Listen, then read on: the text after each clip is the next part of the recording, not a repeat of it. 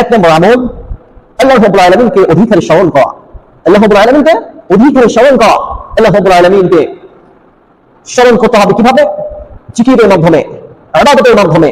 আল্লাহ রাব্বুল আলামিন বলতেছেন ওয়াযাকুরু ইসমাল্লাহ ফি আইয়ামিন মা'লুমাত, তোমরা নির্দিষ্ট দিনসমূহে আমি আল্লাহ রাব্বুল আলামিন আমার নাম বেশি স্মরণ করো, আমাকে বেশি বেশি স্মরণ করো।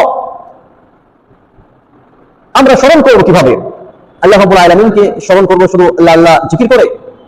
না, শুধু আল্লাহ আল্লাহ জিকির করলে আল্লাহ তাআলাকে স্মরণ করা হয় না।